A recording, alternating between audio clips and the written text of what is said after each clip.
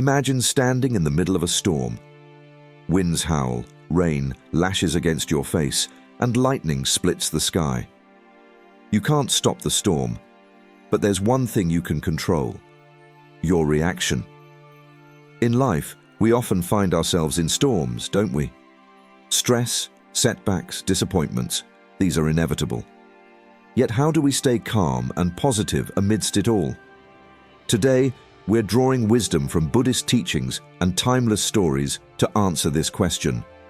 These lessons, though ancient, hold incredible relevance in our modern, fast-paced world. They don't just help us survive the chaos, they teach us how to thrive with peace and clarity. Did you know there's a simple principle that can completely change how you handle challenges?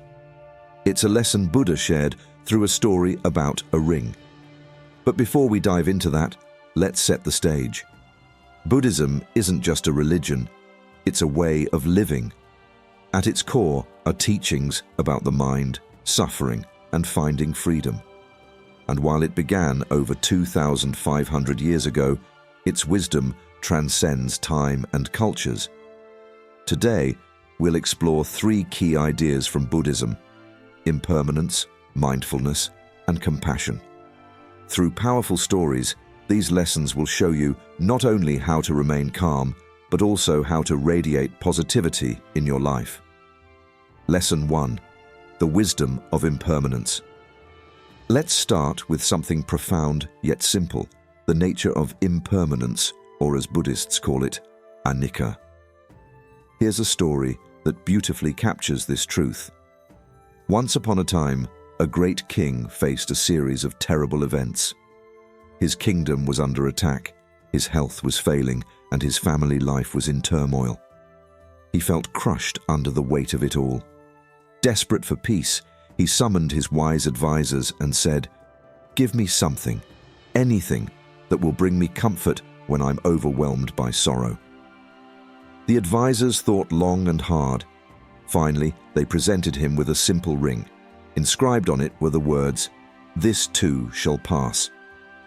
At first, the king was confused. How could such a simple phrase help him? But soon, as life unfolded, he began to understand. When he faced hardships, he looked at the ring and remembered, "This too shall pass." It reminded him that pain was not eternal. But here's the interesting part. Even in moments of great joy and triumph, he would glance at the ring and remind himself, "This too shall pass." The ring kept him grounded, neither crushed by sorrow nor carried away by joy. This story is a profound reminder that everything in life is fleeting. Our struggles, our successes, our feelings, and even our identities. By embracing impermanence, we can reduce our attachment to outcomes and cultivate resilience. Think about the last time you were overwhelmed by stress or sadness. What if, in that moment, you could remember, "This too shall pass"? Would it change how you felt? And what about your happiest moments? Instead of clinging to them, what if you cherished them fully, knowing they too are fleeting? Here's a simple practice you can try. The next time you're facing a challenge, take a deep breath and silently repeat to yourself, "This too shall pass." It's not about denying your emotions, but about finding the strength to ride the waves of life with grace. By accepting impermanence, we free ourselves from unnecessary attachment and find peace in the ebb and flow of life. Lesson 2: Mindfulness for inner peace. So, we've learned about impermanence and how it can help us stay calm. But there's more. Let's dive into mindfulness, a powerful tool that can anchor us in the present moment, no matter what life throws at us. Let's take a moment to pause. Where is your mind? Are you fully here, or is your attention drifting to worries about the future or memories of the past? This is where mindfulness, or sati, comes in. It's the art of being fully present, and it's one of the most transformative practices in Buddhism. Let me share a story about the Buddha. One day, while he was teaching, an angry man approached him.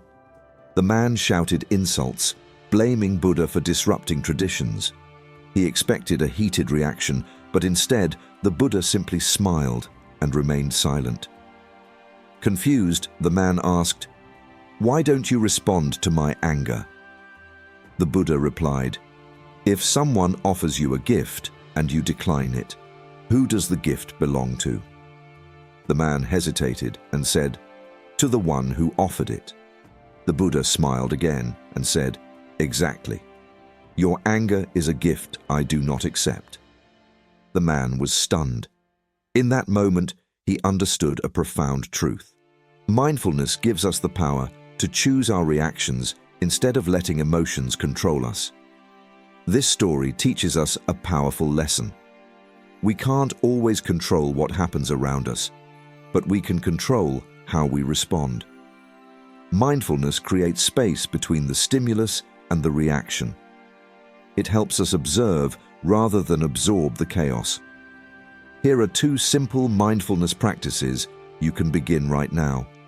1. Breath awareness. Sit quietly for a minute and focus on your breath. Inhale deeply, hold for a moment, and exhale slowly.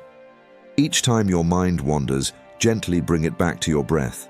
It's like pressing the reset button for your mind. 2nd, gratitude practice. At the end of each day, think of 3 things you're grateful for. They don't have to be big. It could be a kind smile, a delicious meal, or a moment of peace. Gratitude shifts your focus from what's lacking to what's abundant.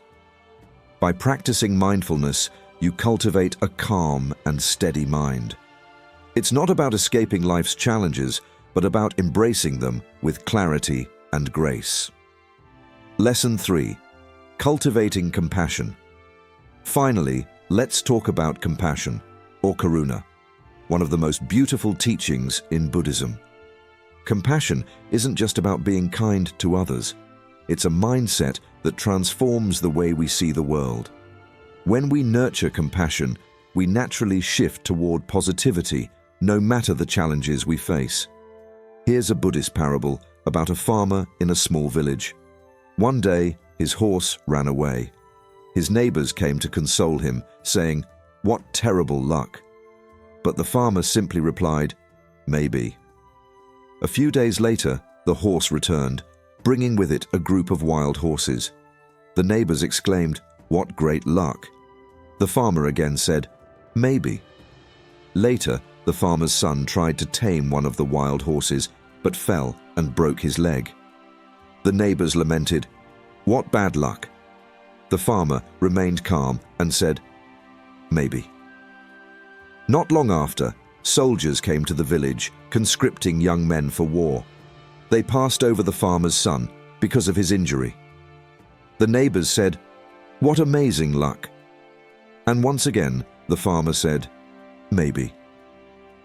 This story shows us that life's events are neither inherently good nor bad. They're just events. What defines them is how we perceive them. Compassion allows us to embrace life with an open heart, seeing beyond labels of good or bad. It encourages us to connect with the struggles of others and approach them with kindness rather than judgment. Here are 2 ways you can nurture compassion in your daily life. 1. The loving kindness meditation. Sit quietly and bring to mind someone you love. Silently repeat, "May you be happy, may you be healthy, may you live with ease." Now expand that wish to yourself, to a neutral person, and even to someone who challenges you. This meditation helps soften anger and build empathy. 2. Acts of kindness. Start small.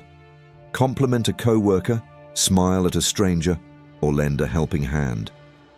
These small actions create ripples of positivity in the world. Compassion doesn't just help others, it transforms you.